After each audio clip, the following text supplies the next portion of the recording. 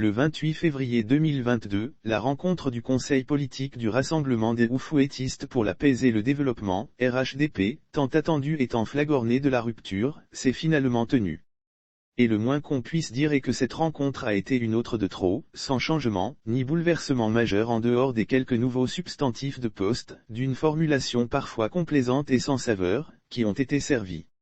Ainsi, le directeur exécutif du RHDP qui se prenait un peu trop pour le tout-puissant chef d'administration centrale, voire le premier ministre du RHDP, a vu ses prétentions démesurées ramenées à la baisse et ses aptitudes réduites à celles d'un simple secrétaire de surcroît exécutif. Quel désaveu pour ce dernier qui dans les coulisses parfois diplomatiques continue de faire valoir et d'entretenir son destin national. Mais qu'est-ce qui cloche dans ce parti ? J'en connais de ceux qui se sont bien marrés sous cap du grignotage de ses attributions, mais à vrai dire dans le fond qu'est-ce qui a bien changé ?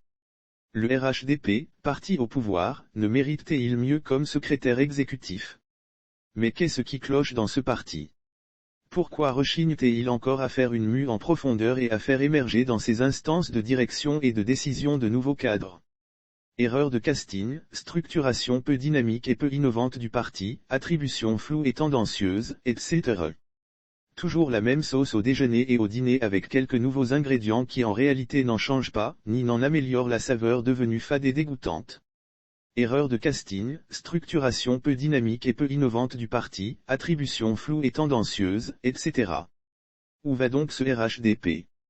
Comment avec une telle organisation, indigne d'un club de soutien ou d'une association de marché, ce parti arrive-t-il encore à gagner des élections en Côte d'Ivoire ?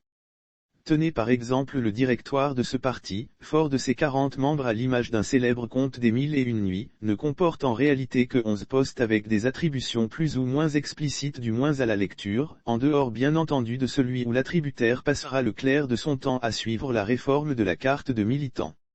Détenir la carte de militant de ce parti sera-t-il certainement dans l'avenir le précieux sésame pour jouir des passe-droits et des diverses formes de népotisme et de favoritisme érigées en mode de gouvernance depuis son arrivée au pouvoir ?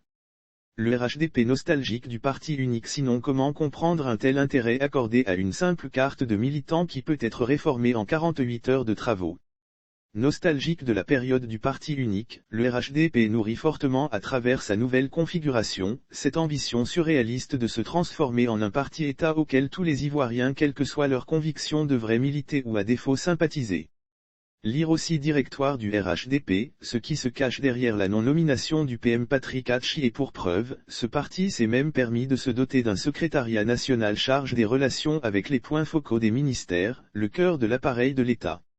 Imaginons-nous un seul instant le point focal du RHDP du ministère de la Défense ou encore celui du ministère de la Justice pour ne citer ces deux composantes de notre administration publique, censée être neutre et apolitique. Imaginons-nous un fonctionnaire en armes, militaire, gendarme, policier, etc., ou fonctionnaire de justice, magistrat, greffier, etc., connu et reconnu pour être le point focal du RHDP de son département ministériel. Imaginons-nous enfin un seul instant que le PDCI, le PPACI, le FPI, l'UDPCI et j'en passe, décident dans la foulée d'en faire autant. Que deviendrait alors notre administration publique ?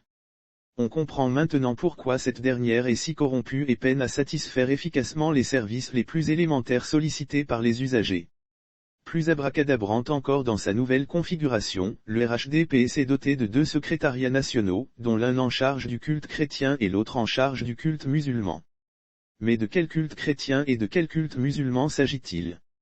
Et pourquoi pas, pour ces partisans du tout RHDP et pendant qu'on y est, un secrétariat national en charge des pratiques et autres rites non chrétiens et non musulmans, dont raffole en réalité la grande majorité des cadres et des militants de ce parti, adeptes patentés des lanceurs de Cori, des alchimistes de Nansigui, du grand architecte de l'univers et autres commiants.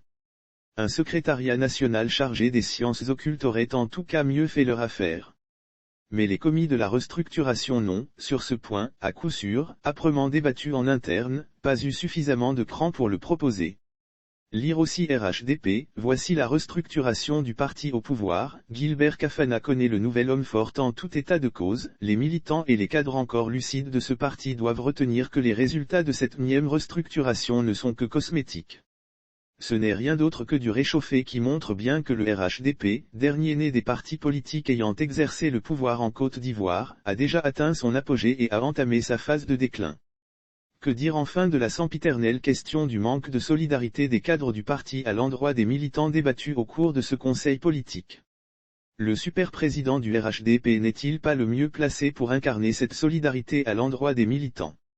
Lui qui dispose de tout le pays et, semble-t-il, d'un confortable budget de souveraineté, jamais rendu public depuis son accession à la magistrature suprême. Et puis diantre de quelle solidarité des cadres à l'endroit des militants s'agit-il encore après un peu plus d'une décennie de rattrapage? De distribution de vivres et de non-vivres, d'espèces sonnantes et trébuchantes ou de partage aux militants RHDP des emplois publics. D'où proviendront les moyens de cette solidarité habilement prônée? Des salaires peu valorisants légalement versés aux cadres ou des caisses publiques dont ils assurent la gestion. Lire aussi RHDP, voici les potentiels candidats à la succession d'Alassane Ouattara en 2025 dans ce pays où la vie est devenue inutilement chère et où l'accès au bakchiche est un complément fort indispensable pour arrondir les fins de mois. Vous vous imaginez bien d'où peuvent provenir les moyens de cette solidarité fictive prêchée juste pour renflouer les caisses du RHDP. On comprend donc maintenant pourquoi l'argenterie de ce parti a été finalement confiée au frangin national. Au cadre du RHDP qui espère bien se tailler une âme et une réputation de généreux et faire ainsi bonne impression en pompant à tour de bras l'argent public, sachez bien où vous posez les pieds. Ceux qui l'ont fait auparavant, avec parfois beaucoup de zèle, suivez mon regard, doivent aujourd'hui s'accommoder du lourd manteau de fossoyeurs et de prévaricateurs de la République. À bon entendeur, salut.